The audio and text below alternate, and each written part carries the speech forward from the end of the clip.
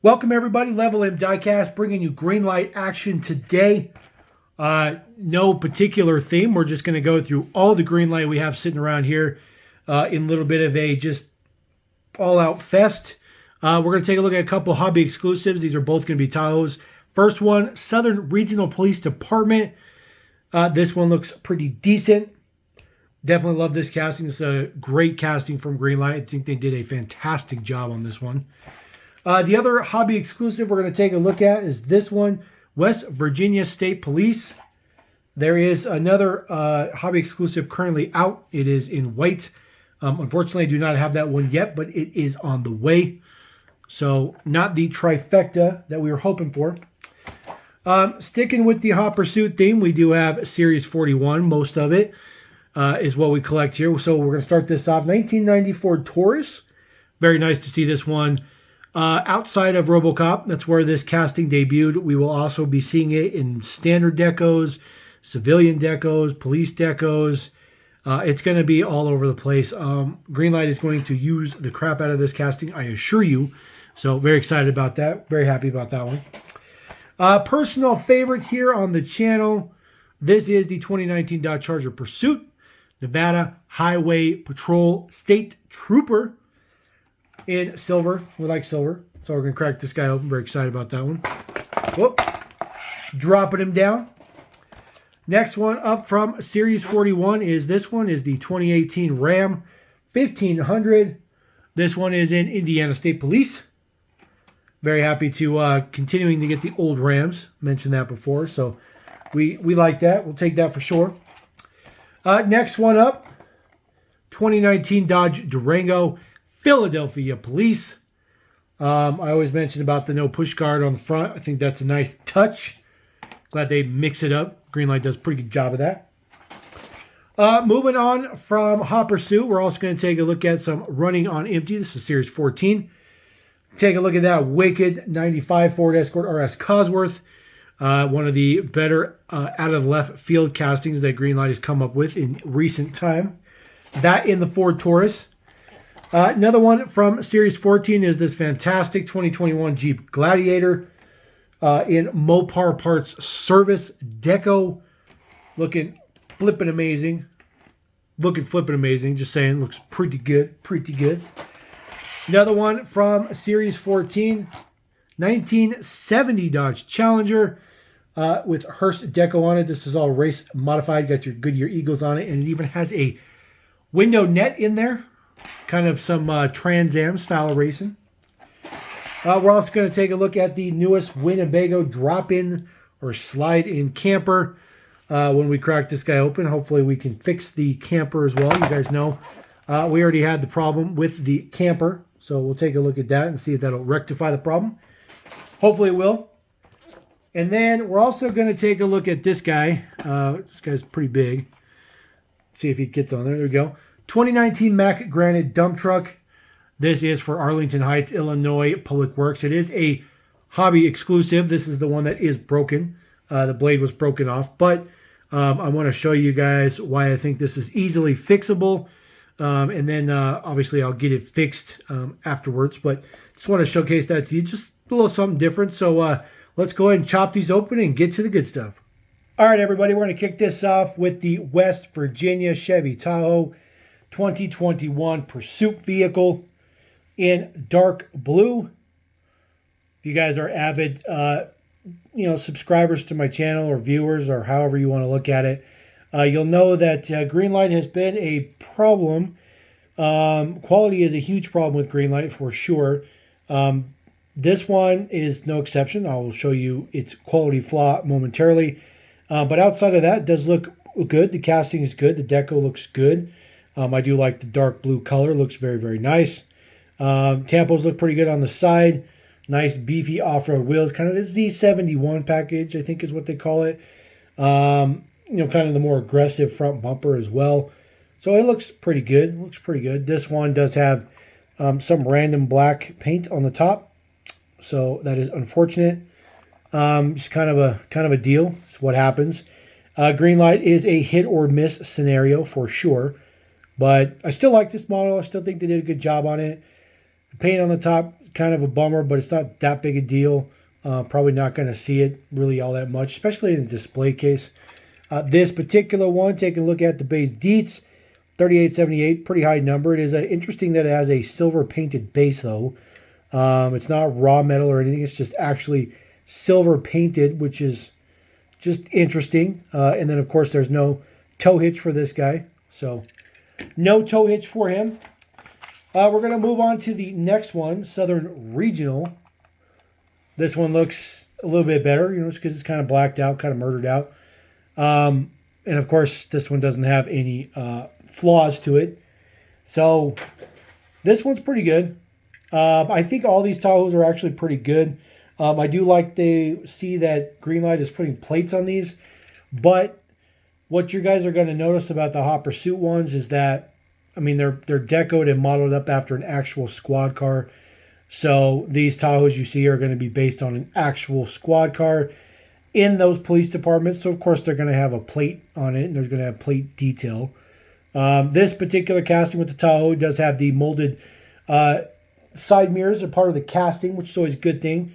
Don't like to have them, be an extra, because we have those problems with the newer Ram, and they always tend to be crooked. Take a look at the base on this one. It is also silver printed. Holy cow. Look at that. Wow. That might be the lowest number I have ever got in a Greenlight ever. Number 5. You can see by the base of the digits, they're probably going to make at least 10,000 of these. But man, number 5. Holy cow. That is intense. That is wicked cool. Can't believe I got a number 5. Man, that's crazy. That's super low. That's super low. We're going to move on. Take a look at a Ram. 2018 Ram 1500. Indiana State Police. This one is pretty toned down. You have your shield on the door. There's no crazy chevrons in the back. There's no crazy push guard. Nothing like that. No bull bars. No nothing. Just a standard 1500 work truck. Doing exactly what it's supposed to be doing, and it's just working. Does even have the black grille, black bumper, black handles, black trim and stuff like that, just to show it's the lower trim model. But it looks still very, very good. Again, looking at the back, details on the back does have plate details on it, of course, based off of an actual squad vehicle. So we got to remember that. This one's fantastic. They've been making this casting for a really long time. So if there was quality issues with this one, I would be very, very disappointed, because they've been making this castings for so freaking long. But this one looks pretty good. Taking a look at our base deets. See where the number's at. It's all etched. Oh, I think the number's right here. Or no, it's down there at the bottom, behind the wheel. 159. So another pretty small number. So that's pretty good. Again, no tow hitch. And then just that rear details. State Police. So looks pretty good. I like the Rams. I really do. It's just, I don't know. I'm disappointed with the new one. Moving on to this guy. This is the 2019 Dodge Durango. Philadelphia, PA Police. I like this one. I like this casting. I think Greenlight did a fantastic job. I like it with the bull bars, without the bull bars. They do some SRT versions too with some different hood detail to it, because the SRTs have those dual vents, those two rear-facing dual vents. But this one looks pretty good. Of course, they have lensed headlights. Taillights are painted on. They're not lensed, so it's kind of a different thing. This one looks pretty good, though. I like the clear light bar. It's definitely a good thing. This one, the chevrons in the back, I'm kind of a sucker for that. So this looks pretty good. I like the fact that it does have print in the window right there, which is really, really, really nice. Just a really good detail. It even has police right there on the windshield. Oh, that's crazy. That's crazy. Taking a look at the base deets. This one, I believe, is going to be etched as well. maybe. Try to get that number on there. Huh. So those numbers you see in black, that is not the number. I'm not seeing the number. I'm trying to use the glare. Oh, there it is. Right underneath the word Greenlight. Looks like 3557. So it's a pretty high number. Again, no trailer hitch on these, because apparently you're not going to be towing anybody with your police vehicles. We'll go on to one of the personal faves here. This is also the first one we're coming across that does have a opening moving feature. 2019 Dodge Charger Pursuit. This one in brilliant silver, billet, however you want to pull it. Again, plate detail on this one. I really like this one too. Like I've mentioned before, the Steelies are big on this guy, but I don't think that they're bad. They fit this model actually relatively well, but you can definitely tell that they're definitely too big. They definitely shouldn't be quite that big. Looks like maybe the tires might be off a little bit on the wheels, not a big deal. This casting, the side mirrors are part of the window, so they are very fragile. You got to be very careful with those side mirrors and not bump them, because they will crack and shatter. This guy does have bull bar, push bar on the front. So this guy does have opening hood. They do work relatively well. Get that off the camera. It's a giant opening hood. There we go. Give you that detail in there. The crooked Hemi. The Hemi always seems to be in there crooked, but at least this one seems to be painted correctly, which is very nice. Just your 5.7 Hemi in there. Hood does not stay open, but closes okay. Sort of okay. Just realized the light bar is a little crooked too. It's all right. It's all right. We're not going to nitpick on that stuff. All right, we're going to go on to one of my personal, probably favorites in this whole mix that we're looking at. Just because it's so ridiculous. It's so ridiculous. A 1994 Taurus. Who would have thought that a super premium brand like Greenlight would make a freaking 80s to 90s Ford Taurus, the first generation Ford Taurus? Okay. Don't get me wrong. This car is associated with quite a bit of iconic movies and iconic scenes as well. But it's just weird. But I think that they did a fantastic job. They executed well. The fact that this shows up as a cop car fits the bill. This one's pretty nice because the side mirrors are molded part of the body. So I think Greenlight is starting to realize that, take away some of the fragility of their models. Again, plate details, all that good stuff like that. Very nice to see this one kind of in almost like a civilian version. It even has some, I don't know. It just has that, econo car look to it. Even though it is decoed up for police. There is an interior in there as well, obviously, but it's not like police or anything like that, so just wanted to point that out. Nice Steelies on there. I think these are the same ones they put on the 5.0 Mustang. I do like the grille detail on this one, particularly with those extra vents. That is an actual factory grille. And then just the details on the back, just ridiculous. Just ridiculous. Taking a look at our base Dietz 3105, pretty high number. Not a low one on this guy, no painted base or nothing. Yes, even this guy is actually done up to accept a trailer hitch at some point. Why they think they are going to have a Taurus pull anything is beyond me. But what do I know? All right, we're going to break up the monotony a little bit. We're going to take a look at our Chevy Silverado with our slide-in bed dump truck RV. There we go. That's what I'm trying to think of. So that's what it looks like without it. Now, what you'll notice is that this is actually glued into the bed of the truck. They do drill holes into the wheel covers. You can see that's fresh out the blister, by the way. Just letting you know. So that's what it looks like. Okay, so that's what the truck looks like without the shell topper piece RV on it. This is the topper. So you can see it was broken here, and then the glue separated up here. But that's just how it is. It just sets right into the bed of the truck, like so. Just like that. fix our tire on this side. There we go. The tire fixed. Get the truck done up. There's a little bit of casting flash in the back here. I don't know if I'll have to cut that out. It's right there. And then we'll just have to re-glue this in, but it does sit in there nicely. It doesn't quite fit on the screen, but it does sit in there nicely. I didn't realize it was going to be that big. I do apologize. This is unfortunately what happens when they're broken. You can't really showcase them very well. You can't really talk about them very well because they are broken. This one was broken directly out of the blister. Who knows? It could have broken in transit. I don't know. It's a simple fix, not that big a deal. I can re-glue it. It's fine.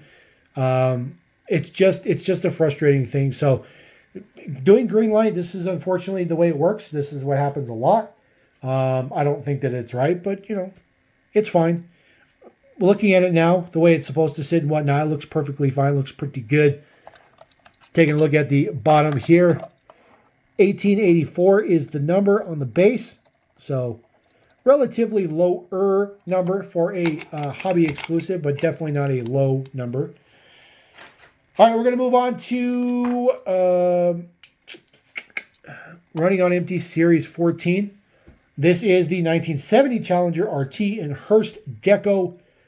Gold and black. Does have a window net on there, which is, I believe, a new kind of done-up piece.